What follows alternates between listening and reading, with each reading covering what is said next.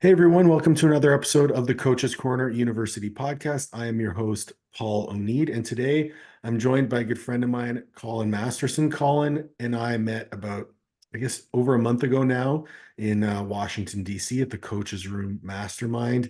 And, our stories matched up pretty closely. Colin, former Division I strength and conditioning coach at Villanova. Myself, I started off at the University of South Florida, so our schools have battled a little bit back and forth. And I really love the energy that he brought, and I'm excited to speak with him today, learn a little bit more about what he does. So, Colin, welcome to the podcast. Paul, I appreciate you having me on. We obviously just switched positions. I was just up in Canada in your hometown. I know Jamaica is technically potentially part of the U.S., so you're kind of part of the America there. So we're back in our home respective spots. I'm in Philadelphia by way of New York since I'm transitioning up to New York City as a full-time trainer, but glad to be on. Like you said, kind of, same thing kind of matched. I actually saw you, which is interesting enough, at the Swiss conference. So about a Yeah. month before that, I saw you Mhm. up on stage speaking. And I was like, man, this guy speaks very well. He's very clear, very concise about what he's talking about. And I was like, man, I would love to reach out to that guy. And I was actually a little bit intimidated to do so. You give off a little bit of intimidation look. Damn it. Um, but at the same time, fast forward, we go and meet in DC with Cavs Group, and the intimidation piece is definitely not matched. You're one of the nicest guys. You're very Appreciate that. open. I know even in that room that day where you spoke up and you were very firm at a certain point, you said it's like that's not really who you are. It's just kind of the persona you give off at times. And I think I give off a similar persona coming from the performance world of like I may be hard to approach at times, but once people approach me, they're like actually a pretty nice guy. I'm like, yeah, I don't bite. I feel like, dude, that's so common. I hear that a lot, and I like to say, like, listen, I'm the easiest guy in the world to talk to, but you have to actually like talk to me to get there. But I definitely feel like that was cultivated in the college world because in that weight room, you're dealing with just pure ego. Hmm. That high performance mentality is something that I would, I know we're going to get into today, but I'm wondering if you can start like what got you into strength and conditioning? What got you into coaching? Yeah. Well, full circle. So I grew up playing sports, loved sports, multi-sport athlete in high school, was fortunate to play D3 football, loved it. And then, went the normal route and was an accountant for 5 years. And from day one, as being an accountant, I knew I hated it. I wanted to get back into sports. So I went back to my high school and coached for a couple years. While I was doing it, they asked me to run the weight room. I was always passionate about the weight room. I was never a big or fast or strong guy, but always kind of wanted that piece to be an edge in my game. So I really took a bunch of pride in it when I was in college, got a lot stronger. People saw that I put some size on. I put about like 65 pounds on in college. Holy Also came shit. in very light. I was 155 pounds. It's not like I was a meat stick when I left there, but I put on a bunch of weight. I put on some size. I felt really good. And I had a new confidence about myself. So I started working at the weight room there. And I just started Googling. I was like, strength coaches and, college sports. And they're like $1 million. I'm like, oh, seems like a cool thing. I could make $1 million being a strength coach. Why not go after this dream? So I Yeah. called my buddy who was he was an intern at the time, or he had just gotten a job, and he's like, "Don't do it." And I was like, "Fuck, like, that's the last thing you want to hear." So I did it anyway. I went and interned down at the University of Maryland. Had an unbelievable staff I worked with. I was there for about 9 or 10 months, and then kind of climbed my way through the ranks at Villanova. I was a intern, paid intern, full time.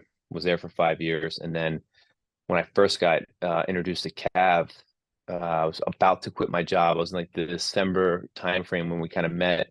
And he was like, why don't you just fucking quit your job? And I was like, well, it's easier said than done. I had kind of a side hustle where I'd start my business. I was doing some training, and I was like, I just don't like, I'm comfortable doing what I'm doing. I make enough money on the side. I make enough money in my salary position at Villanova. Why would I quit? And then fast forward 2 months, I quit my job, and then I was full time for myself. So my true passions are, if we want to talk about it, it's like performance as a whole. Like I love the world of performance. It's not super sciencey. It's just like this term longevity is thrown around, but like being fit for life is very important to me. I've always wanted to be fit for life. And another piece of it is business. I enjoy business a lot. So meshing the two together, I thought it was like, I don't want to work for somebody. I might as well work for myself. So I have a performance company, but the business background where I kind of like blend it all together. And this is kind of what makes myself up. Dude, I love it. I mean, it's the fact that you have like you were in the private sector doing something completely different, realize that it's not the path for you. I think people have this almost this like misguided idea that the career they choose right out of college is going to be the one that's for them forever. And when I look back, I'm like, okay, I was a college strength coach, then I was private sector insurance, like I worked in insurance, then I started my own business. Now I do multiple things within my own business. I've started other companies, and it's like this is probably my fourth or fifth thing that I'm on. Hmm. And now I've found my true passion, my true calling. I also respect the fact and know how hard of a decision it is to quit college sports. I don't know about you, but when I quit, I had a huge identity crisis. I was like, Hmm. what am I doing? Yeah, similar. I mean, I think it was the same thing when I got done playing because all I had done my whole life was like play sports. Like that got me through school. I was did well in school, but that got me through school. And then same thing when I left Villanova. I think it was the piece of like you think you are making a bigger impact than you actually are. I know I can kind of be phrased certain ways. Like I know we make a big impact as coaches, but at the same time, you remove yourself, they put someone else new in there, they forget about you in 2 weeks. It's not a big deal. Yeah. Um, and I'm having a similar, you know, issue with it right now as I'm leaving a private sector job down in the Philadelphia area to move my business up to New York, where there's more opportunity for me to really go and kind of like swim on my own. It's going to be a sink or swim thing here. So going to one of the biggest cities in the world where there's a lot of opportunity to gain, but I'm starting out with basically zero in-person clients again. I do have an online presence, which is nice. That's going to help me, but I have zero online presence. I mean, I have zero in-person presence. So I'm gonna go up there. I'm gonna make it work. Yeah. It's I feel like anytime your back's against the wall, at least for me, I've been in a position to make some crazy, crazy growth. Um, and again, I think that comes down to the performance mindset and coming up as an athlete, we have this almost like this innate drive that when our back's against the wall, we fight. And when we're fighting and we're pushing and we're trying to, achieve more, there's just this, like you said, it's not sciency. There's an aspect you can try and science performance if you want, but you look at a guy like Tom Brady, for example. The guy's a Hmm. schmuck. Like he can't run fast, he can't jump high. He's got a crazy high IQ, but he just has something different. Yep. How do you kind of quantify that? Yeah, it's interesting. I think you gotta want it. I think that's the biggest thing it comes down to is when I see I'm very observant when I kind of like drive around. I do a lot of driving, from place to place. But even when I just drive and watch people in traffic in the day, I just like observe, and they're not people are not hungry. And like I sit in the car as I'm in the same tires, and I'm hungry. Like I'm getting to my next session, or what's next. I'm very process oriented. I'm not really worried about the outcome because I don't think the outcome is ever like what I'm after. So I'm trying to like separate what is the process from the outcome. I don't want to be like, I want to have, make $30,000 a month. There's a piece of that will come. But in the day, like you just got to keep showing up, right? Keep doing things that you say you're going to do. That's going to help you get to where you want to be. And that's the same thing when it comes to performance. Like I said, when I went to college, I was 155 pounds and I started as quarterback. I was probably one of the smallest guys on the team, but I was a good quarterback. I was a good football player. But I knew I needed that edge of like getting in the weight room. So I didn't do anything special. I stayed. We didn't have a great strength coach. He did a great job of showing up, but like I just did the program, day after day, week after week, month after month. Like I said before I knew it, I also probably hit puberty at that point. But like, 65 pounds later, I felt like I had some sort of like shit to me. I had some confidence to me. It took a long time. And I get a lot of questions now. People are like, how can you go, do something for a week and not strength train and still feel like you haven't lost them? Like, well, it's because I've been building it for 16 to 18 years. It Yeah. wasn't built overnight. So we've built a big foundation. And that's my biggest thing. I'm very big on foundational training at every level. The tip of the spear that a lot of people want to look very sciencey and very much like they're creating, this new sports performance thing out there. It's like the very, very, very, very small percentage of people need that. Most people just need very quality foundational training. And I've deemed this phrase that I probably stole from somebody, but it's consistency over intensity for me. Hmm. I did, and we see it time and time again with the high performers. The line that I always love is like, for most people, they need a chainsaw very rarely do you need a scalpel to get the job done, right? 100%. You just want to attack, like you want to squat, press, pull, hinge. Hmm. And it's some now you're and once you master those, now you can get into the nitty-gritty of, you know, how are we introducing rotation and how are we introducing some dynamic movement to it, or, yielding strength, and all that stuff absolutely comes in time. But unless you take care of the basics, that shit really doesn't matter. You used a few words in your description of, that drive, that it factor. You mentioned, being process oriented, and it's something that, as business owners, and this podcast is geared towards coaches and clients alike, but a lot of our viewers are coaches and people who are trying to learn from the best in the business, the people that have been where they want to go. And that hunger and that process orientation comes from an innate drive for something more, right? You mentioned accounting. I fucking hate accounting. I hate dealing with money. Great at making money, hate dealing with it. But that I do it because it's a means to an end. I know that my Hmm. greater purpose is, something more than what I'm doing right now.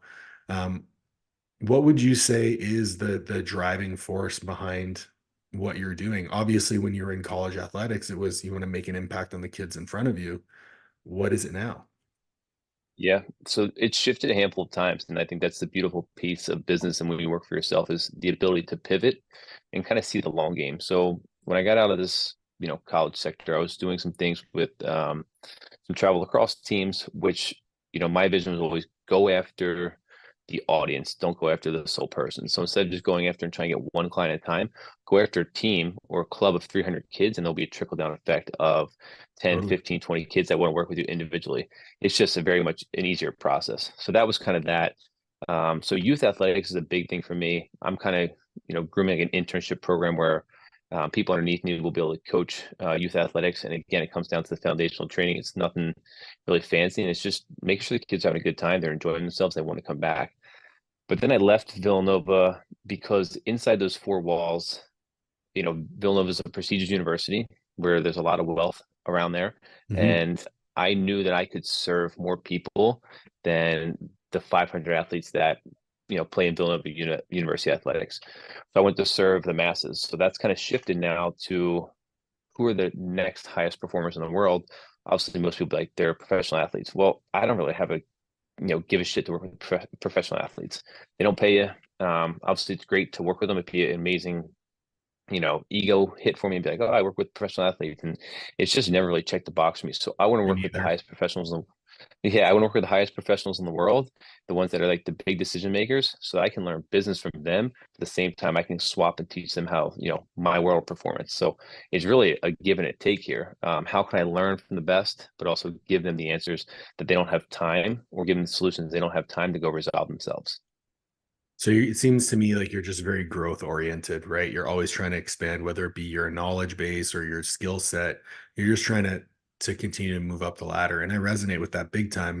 I always say I'm trying to raise the bar. And that for me is what drives me, whether it's raising the Hmm. bar for someone else, raising the bar for myself, raising it in my relationships, whatever that may be. I I I think a lot of people have this idea that their work is in service of others exclusively. And this might seem selfish. And I mean, we can get into a whole conversation about why being selfish isn't a bad thing. But we have to remember that we're not martyrs. Like, we are not sacrificing ourselves to the greater good. We have to enjoy what we're doing. And that Hmm. you mentioned when you left Villanova, I've shared many times why I left college athletics. And I think our reasoning is very similar in that the values that I had as a coach were not echoed by the institution I was working with. I wanted to make an impact on these kids and help them win championships the same way you did at Villanova, but I didn't have an administration that supported those goals, right? In Canada, it's Yep. much different. The funding's much different. The infrastructure is much different, and they wanted something from me that I was able to provide, but they didn't give me the systems to be able to provide it. And I ended up in a position where my values didn't align with the institution, and I decided to step away. Um, you mentioned before the call, like your goals and the goals of the university didn't align. Can you speak to that a little bit more? Yeah. So I worked with a handful of teams there. Funny enough, my first team was the cheerleading team. So everyone's like, "Oh, you probably work college football strength coach." It's like, well, it's tone it down. It takes a little while to get there. I did Yep. work with football in my time there. I worked with lacrosse, I worked with golf, I worked with softball, baseball. I worked with all the teams. Mhm. But what we did do was I was able to connect with a coach there who's a softball coach. And we won three straight conference championships, which is amazing, right? And it's like the universe, like, oh, you guys will get rings and you'll get gear and this and thing. And like, I don't want any of that shit. It doesn't matter to me. No, But I want it for the kids. And the kids want that shit because they want to show it off. And that shit never came through.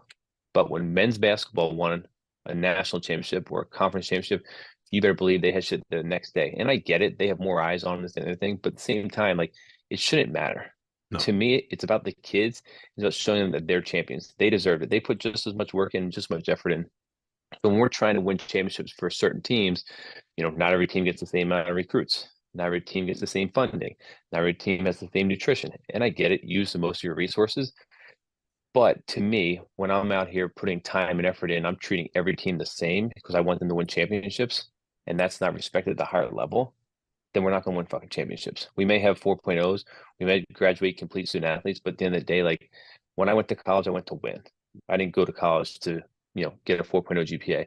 I knew within that network that I was building for myself amongst the, students, amongst the other athletes, amongst the coaches, that I would be fine in the real world because I'm a competitor there too. So I went to Mhm. instill that like competitive, systems and frameworks inside these kids because I know that's what transfers more than their resume and their diploma when they hand it to their, institution. Like, hey, are you going to hire me? And it's like, yeah, you're going to get a job. But is it a job you want? Probably not. Man, like hearing that just kind of it validates me to some extent because there's not many people who understand it. I remember, so when I graduated from South Florida, it was my second master's degree. I'd already been at Robert Morris at South Florida and at the University of Tampa. And it was between staying in the US and going to work at Georgetown for 33,000 a year with two Oh master's yeah. degrees, or Hmm. coming up to Canada and working for $55,000 a year. And ultimately, I chose Canada, not because of the money, because at the time the currency exchange was about the same, but because I Okay. was 2 hours away from my brother. And I was like, okay, I'll be close to Alex. He's having his first son. It'll be great. And then I get there and I'm like, this school doesn't give a shit about what I'm doing. And there are some very special people in this world who are college strength coaches and devote everything they have to the kids in front of them. And they are totally fine swallowing that shit sandwich. I'm not one of those people. You're clearly not one of those people. And now that I have my own business and it's my vision, I'm like over the moon motivated, so fired Hmm. up. And I feel like my ability to impact the people in front of me has just exponentially gone up.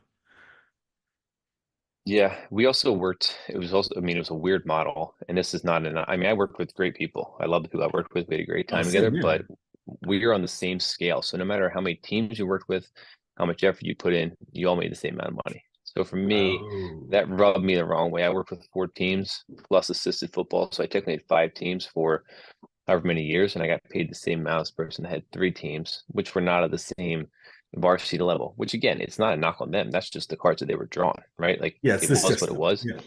Yeah, so it's not on them, but that bothered me. And there was no incentive to win championships. Like, hey, we want to win championships. Great. Okay, well, when I win a championship, should I get a bonus? Yeah. There's no bonus, right? And I remember during COVID, and obviously COVID was a weird time for everyone, but they froze our retirement. And I obviously come from a finance background, and I was like, that's interesting. Like they have $1 billion endowment, but whatever, let's go. Freeze it for us. And then after COVID was done, everyone's like, oh, they went back and they retro paid all the money. So I ended up getting like, I don't know, $700, which is great. Everyone's like, oh, what a great university. I was like, but what you guys don't realize is they put that in that email. But the number one thing you lost, which was more important than anything, was fucking time. You'd lost that time of compounding interest. So I get it. Pat the university in the back, tell them how great they are, but they fucking cheated us on time because for that time of uncertainty, they weren't willing to stick with us.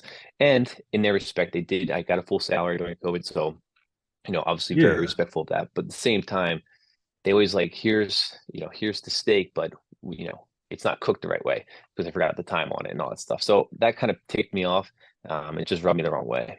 And I feel like, okay, I don't want this to turn into like a bash university athletics because listen, we're both jaded, okay? But I will say, if you're considering going to university athletics, there are things that you have to accept as the situation. So if you're a young coach who's looking to get into college athletics, it can be phenomenally fulfilling. It can be an incredible experience.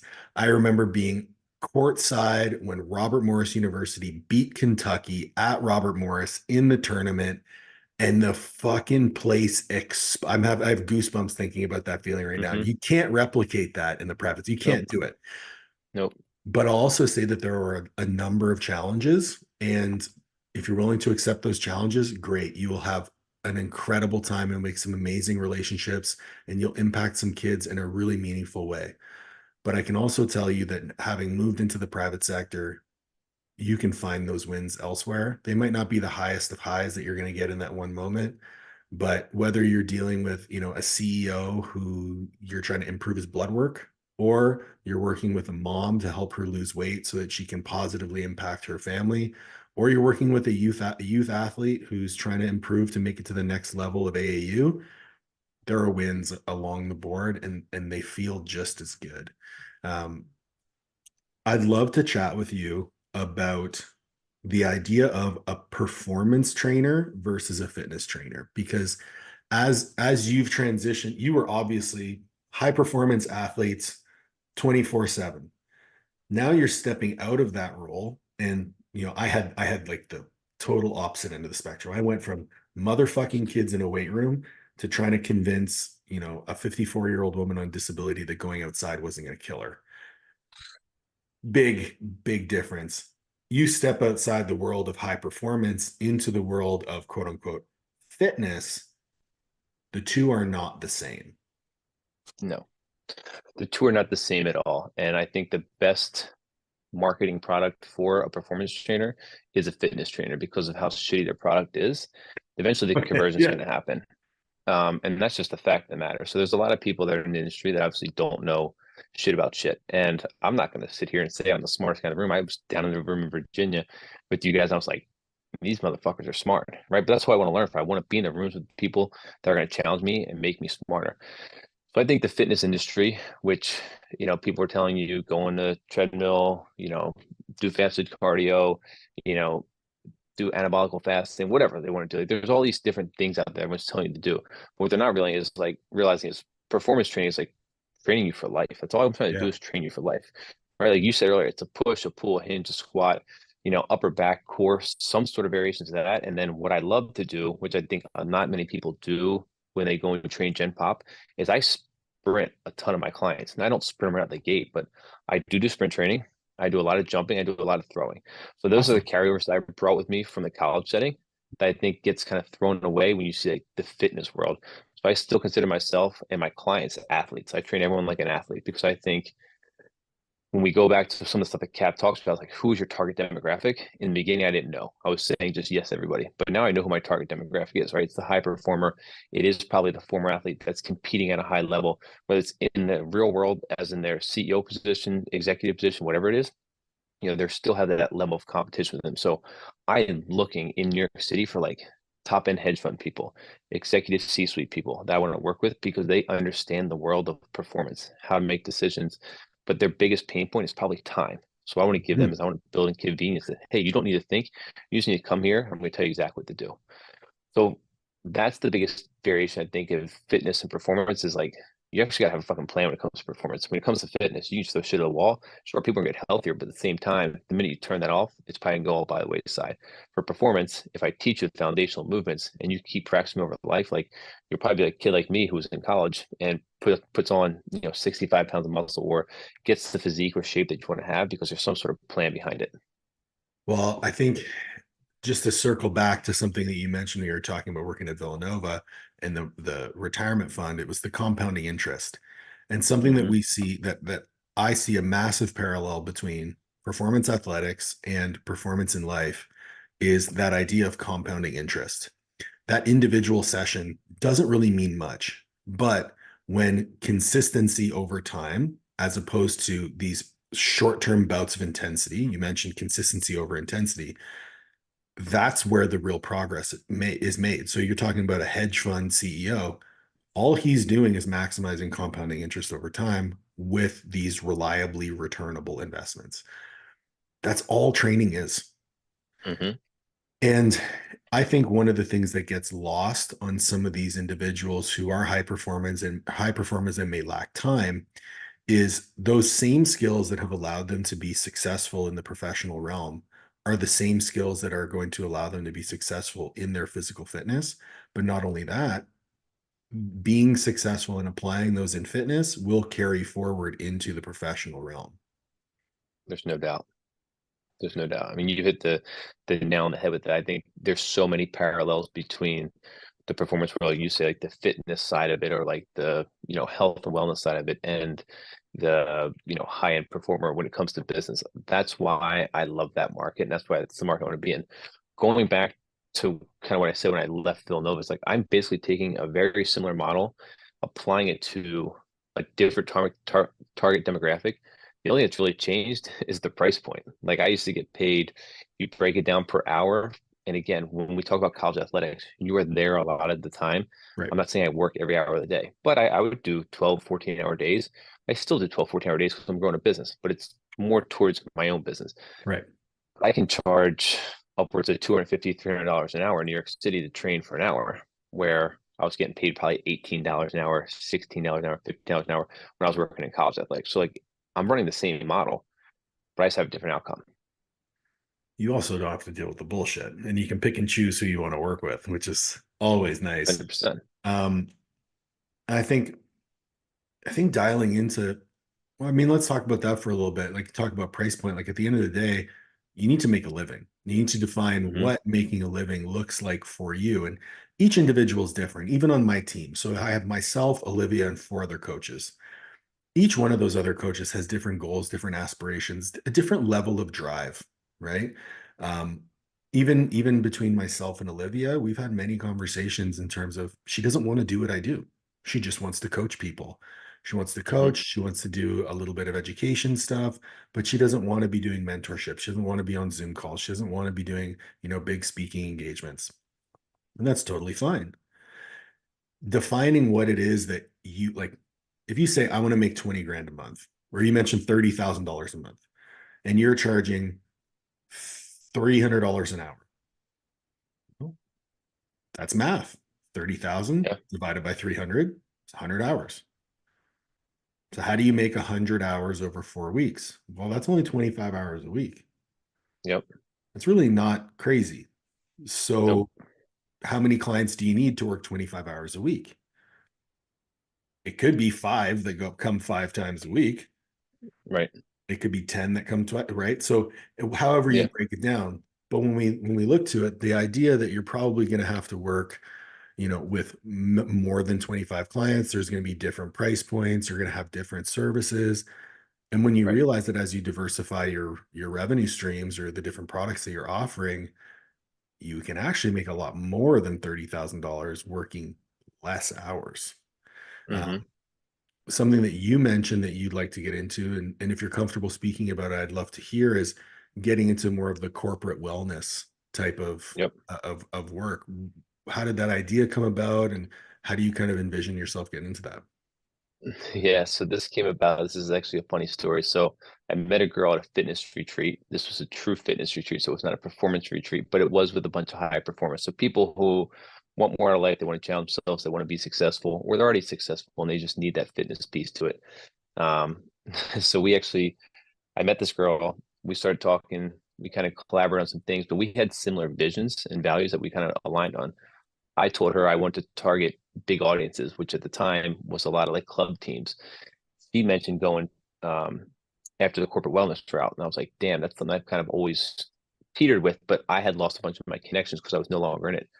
She came from the hedge fund world. So she understands the hedge fund world. She understands the pricing in the hedge fund world. She understands the money that's in the hedge fund world. So since probably May, her and I have been putting together a pitch deck. Um, to get in front of, major corporations in New York City. So there's a handful that we're in collaboration with and talk with right now. But to put numbers on it, it's like we want to run a 3-month hybrid approach that would be some in person, mostly online, using Coach Catalyst as our lifestyle trainer for our clients.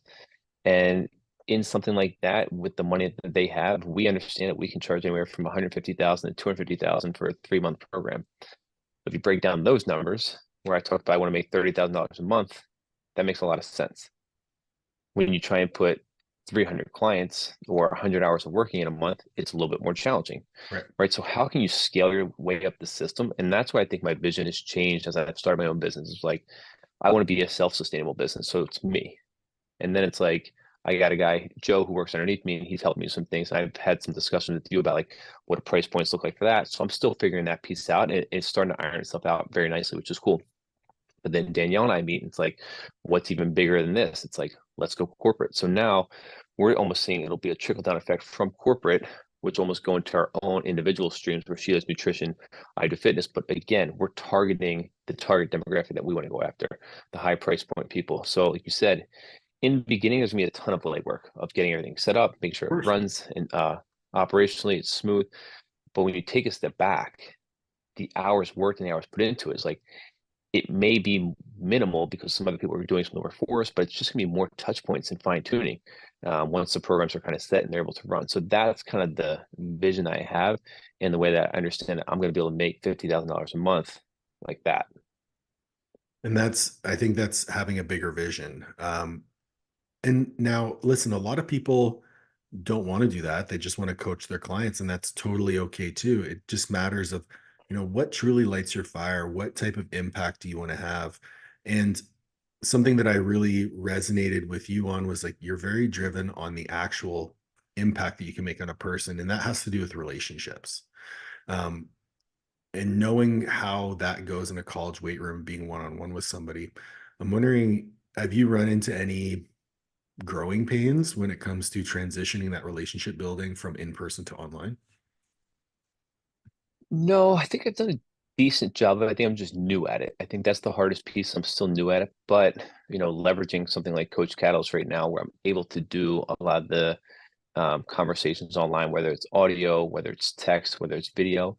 I think that gives more of like the human touch point than just being texting all the time. So I really do enjoy that piece of it.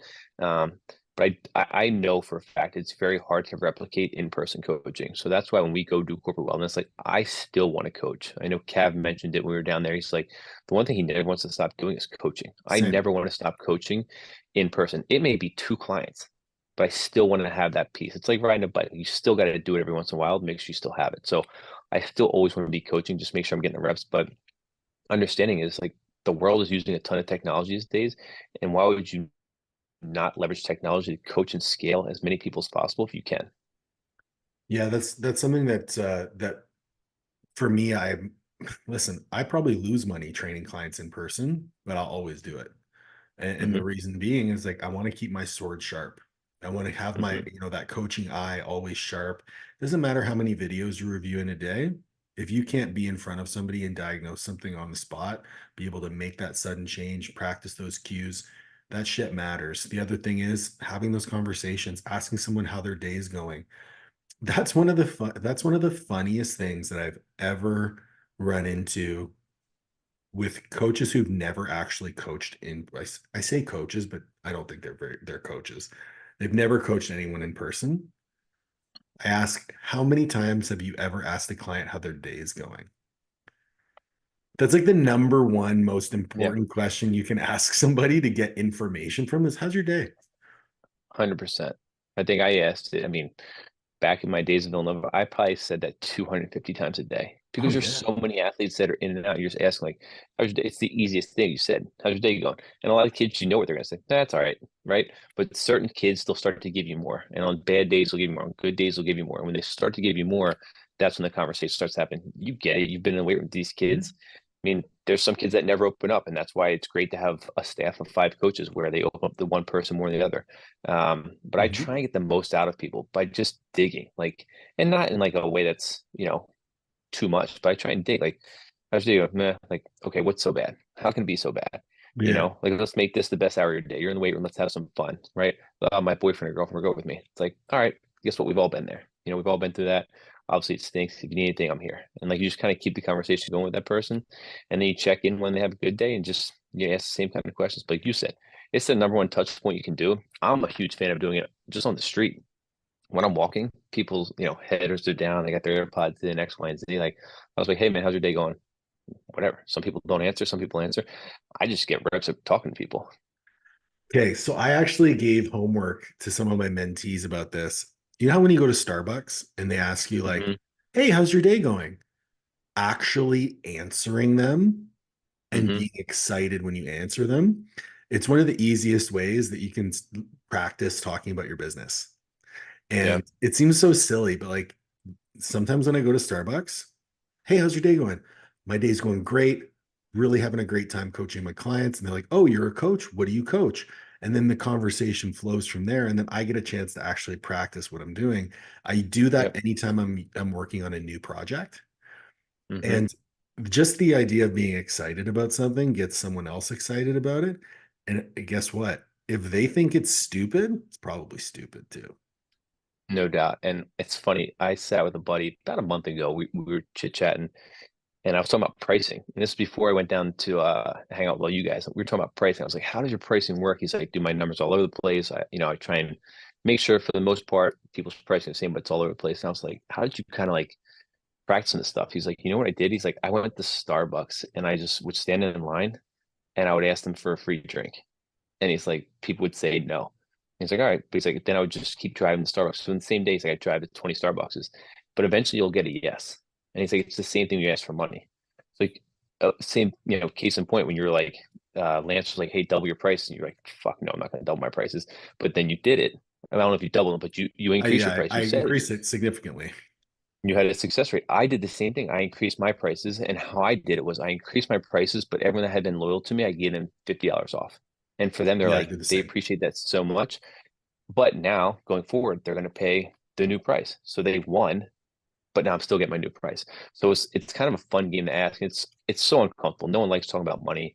But it is. You just need fucking reps. You need reps of getting people to say no to, which I think is a huge piece of something I struggle with a little bit.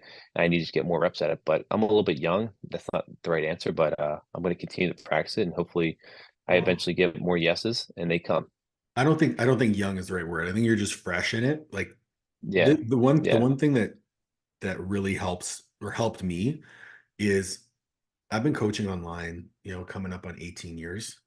I've had Wow. online clients for a really long time.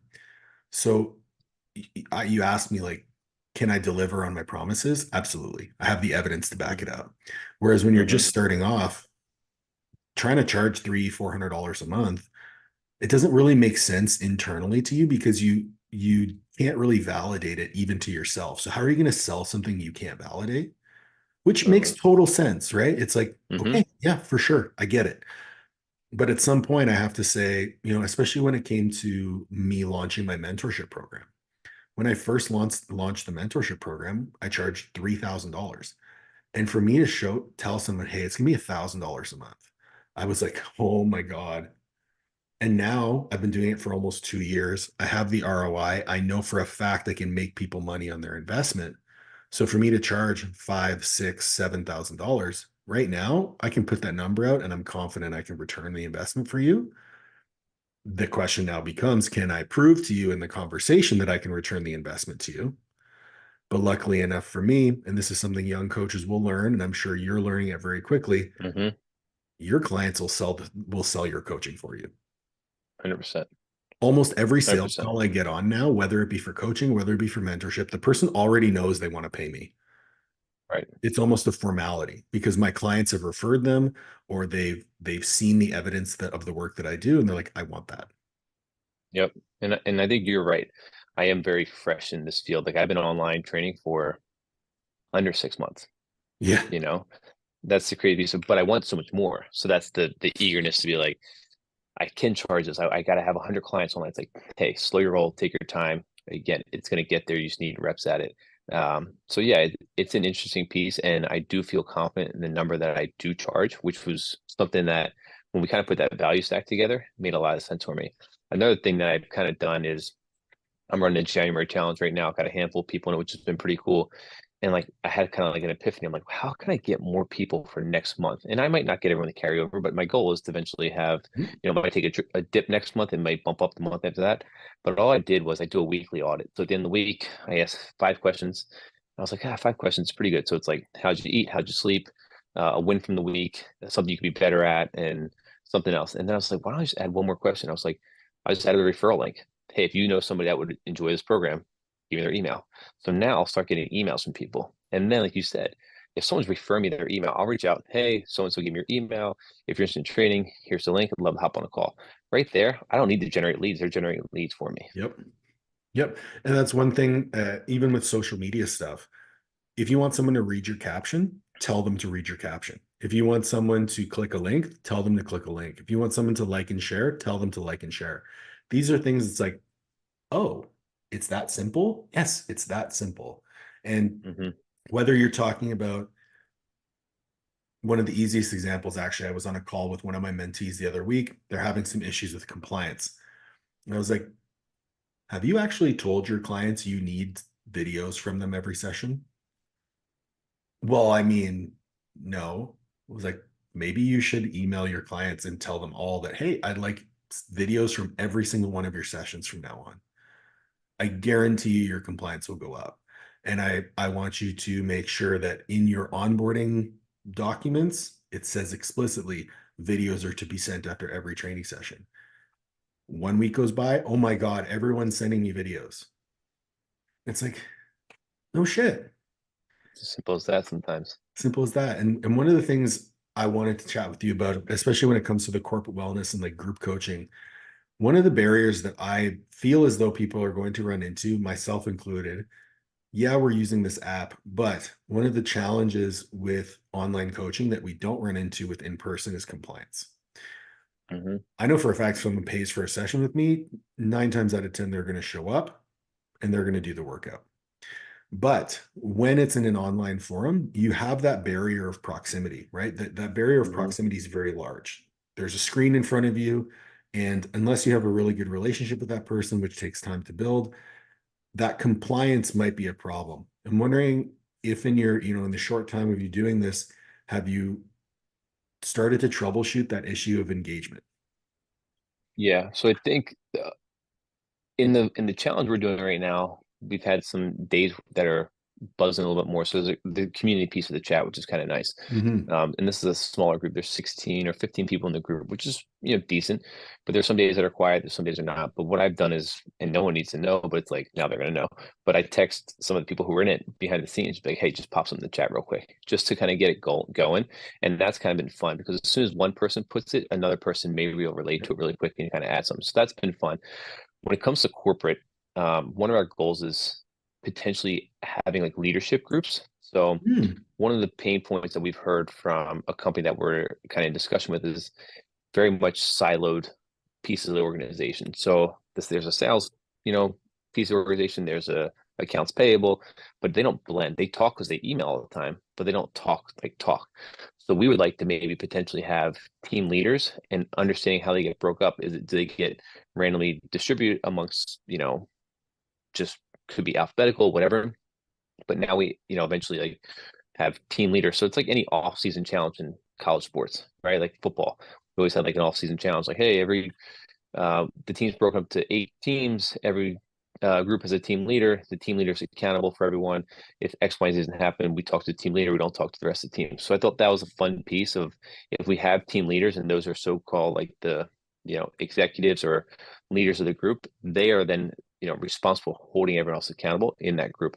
So I think that can kind of create a leadership role for somebody who may not have a leadership role or is trying to get into a leadership role. But also kind of can be fun to see like what do they come up with that's creative that we could maybe steal and move with our next organization when we use it. It's actually funny you mentioned that because now I'm thinking back of like every off-season workout program that we ran with the team. We broke them up into the groups and then we assigned team leads. And it's like, oh, you're literally just doing the same thing. 100%. Yeah, I'm stealing That's stuff so from college funny. athletics. It's so true. I love it. I love it. Okay, the last thing that I wanted to ask you about because it's fascinating to me, simply because I think it's fucking crazy. You're doing an Ironman. Yeah. When Yeah. is the race? Race is July 19th, I believe. Why? Um, there's really no distinct reason why, but I can relate it to growing up. My parents, I told you, I always liked working. I always liked playing sports. It was like who I was. And I remember my first piece of fitness equipment my parents ever bought me was an Ironman setup. And the Ironman setup had a push-up piece to it. It was literally like one machine. It had a pull-up, a push-up, a leg raise, and a dip machine on it. That was it. So it was all body weight stuff. And I always saw it was like such a cool logo, the Ironman logo. I was like, I don't know, whatever. Then I got into performance where I was like, I'll never do an Ironman. Like that's just so far-fetched. 2 years ago, I guess it was 2.5 years ago, I bet my brother I could run a half marathon. He's like, no fucking way. So I went out the next day, I ran a half marathon. Horrible, but I did it. 6 months later, I ran a full marathon in Buffalo. Then my buddy and I did a triathlon, so a sprint level triathlon, which was hard for me at the time because I'm not a good swimmer. And then this past year in Geneva, New York, we did half Ironman. And when I did the half Ironman, like obviously there's so much that goes into it, but like you gotta learn to swim, you gotta know how to bike, and running is obviously a piece of it. Running's fine for me. Biking, I got a bike from one of my clients. So the bike was not fitted for me. I wore the wrong size shoes. I didn't have a biking outfit. So I was just very much just like throwing this thing out. I didn't even Oh, understand like the air in the tires, whatever, it doesn't matter. I finished it. The swim piece was very difficult for me. I did, it was in a lake, so it was cool, but it was my first time, second time being an open water swim pretty much. So now it's like, all right, you've done both of those. Why not keep just checking the box? So I like having something on my schedule. So as I'm obviously growing my business, it's very easy to get distracted in kind of like the short term plays of like, I just need one sale or I can go work with one client and make an extra $200. But what I ultimately want is I want that corporate wellness contract that's $250,000. So some sort of delayed gratification. When you're doing an Ironman, there's so much delayed gratification because I mean, I'm probably doing close to 16 hours of training a week mhm. between strength training and endurance training. This Saturday I'm going to do 3 hours on the bike and then a 50-minute run afterwards. It's just a long fucking day. Like, so 4 hours in, everyone's just waking up like, oh, I've done all that work. Right. But the piece of delayed gratification, it keeps me very disciplined along the route of when I'm growing my business. So I think having something on the calendar for me allows me to stay very disciplined, allows me to kind of keep the blinders on, and allows me to successfully build my business, successfully stay healthy, and then go perform on race day. Like it's just race day is easy when it comes to it. Besides like the fueling and all that other shit, like you've done the work, the hay's in the barn. So at that point, hopefully we've gotten our first corporate contract along, under the belt, and it's like, hey, now I just gotta go fuck around a race. Honestly, it's a lot of the same reason why I decided to do a bodybuilding show a year and a half ago. It's like I knew that it was going to just be very, very, very hard, and I knew that it was Mm-hmm. going to be something that I had to be accountable to. And I have no issue with discipline or the routine or whatever. Like you told me eat a shit sandwich every day and it would make me better, I'd do it. Um, 100%. but but what I actually found was because everything was so regimented and scheduled out, add to the fact that I wasn't sleeping very much because dieting is something just for me, dieting crushes my sleep. So I had an extra Mm-hmm. like 3, 4 hours every day where I could work. Man, the business exploded. I Mm-hmm. was, making more money than I've ever made before. I was, more fulfilled, more lit up. And I was like, okay, well, this is definitely something that I could carry forward, and ended up carrying forward the routine as we moved on. But for me also, that self-actualization through the pursuit of a goal outside of business always feeds into business. So you mentioned the schedule. Like I book in my training as a meeting with myself every Mm-hmm. day, and that Mm-hmm. makes sure that I don't miss it. And that's something that a lot of young coaches, a lot of young entrepreneurs, honestly, it's something that I stand against is like if you're going to coach people to be the best versions of themselves, you better damn well be trying to be the best version of yourself every day. Like you're a product of your product. So when you said, "Hey, I'm going to do an Ironman," I was like, "This guy fucking gets it." Yeah, I mean, just like you said, you got to put something challenging on the calendar every so often. And the same thing that comes down to is like it has it has an end date to it. So for me, I think it's 27 weeks out right now. Like I know that every day when I go into my training app, it shows me. And there's a piece of it that's fearful. It's like if I don't do the work, I'll fail. And I'm not saying like failing is not the worst thing in the world, but like I don't want to tell everyone, hey, I'm doing an Ironman. It comes out to it's like, no, I actually didn't do it. Like, why didn't you do it? It's like, but then I'm trying to work with the highest performers in the world. They're not going to relate to that. So it's like No. this guy is willing to grow his own business. He's willing to sacrifice whatever amount of time it takes to get to that finish line. I'm not trying to be the number one Ironman in the world, but I'm trying to do something challenging that people can hopefully get behind and build a community behind, but at the same time understand that I'm willing to do something hard. So when it's time for me to work with you and you say, oh, it's hard, it's like, brother, I can relate. Yeah. Yeah. And I mean, I knew I wasn't going to be an IFBB pro. In fact, I knew I was definitely not going to be an IFBB pro. But the fear of standing on stage in a man thong with some body fat hanging off of it is like, I don't really want to have that happen. Yeah, it's good to get uncomfortable too for you. It's like I don't love being in running shorts or biking outfit. That's not who I am, but it's good to be uncomfortable for you to be on stage. Like everyone sees you as a person, like that's probably so easy for you, but like it's not easy for us, right? There's shit that's difficult for us too. So showing the fact that we're vulnerable and we're willing to kind of like peel back some layers to some people and show them like, hey, we're doing some, difficult stuff for ourselves too. Like I think makes people want to lean into you a little bit more. Love it. So I do like to finish my podcast with a little bit of nonsense. Um, Okay. so what is the craziest thing you've ever seen in a weight room? Craziest thing I've seen in the weight room. I mean, I don't know if it's the craziest thing, but scariest thing.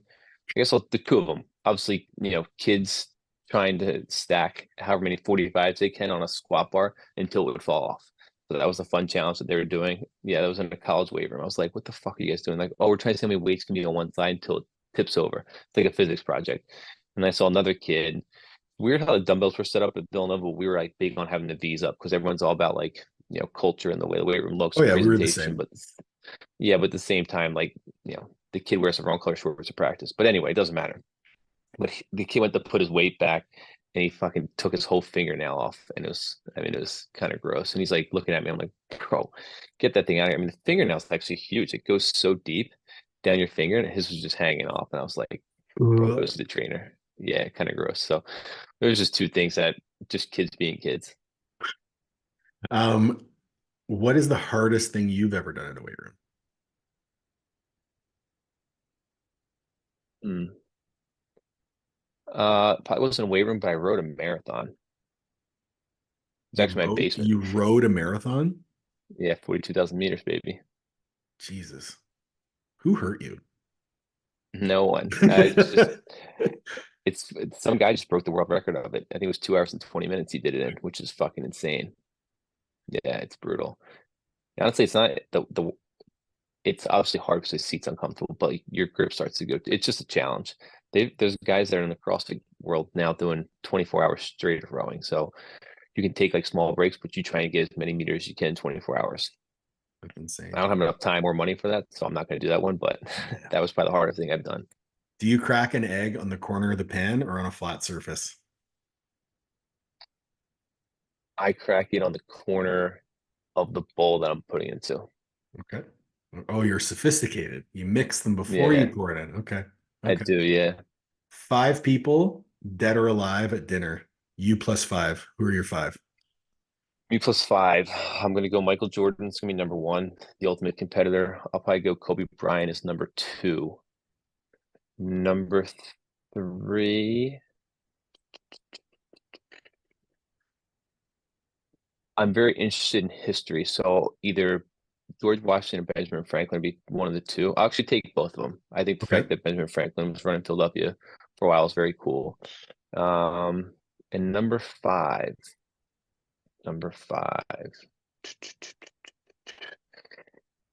This is just an interesting one right now. It's probably not a true number five, but I'm watching a documentary on a kid that did an Ironman in Antarctica.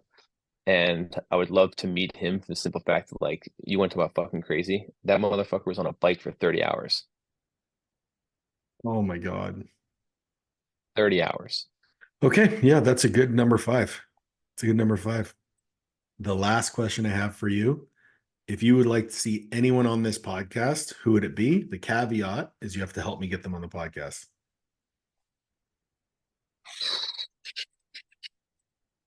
Anyone on the podcast?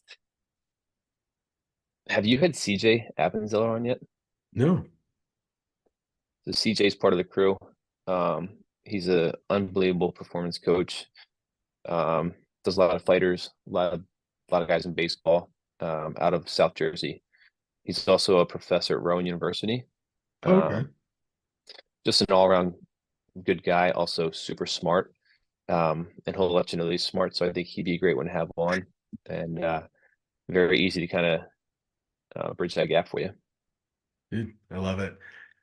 Colin, thank you so much for joining me, man. I really enjoyed this conversation. I think, our values and thoughts align in the fact that, you're getting out of the college world and into the private sector and into a position where you can impact people in a way that aligns with you. I think is very special. And I think that that message is going to resonate with a lot of people who might feel a little stuck in where they're at.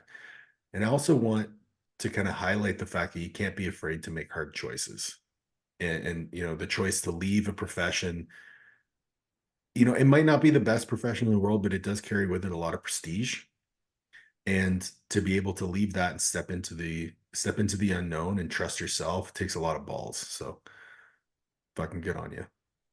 Well, I appreciate it, man. I appreciate you having me on. And it's really actually cool for me to look back at a guy who I saw on stage 2 months ago that I Mhm. potentially want to reach out to that I'm now on a podcast with. And behind the scenes, people don't know, but that I'm learning from.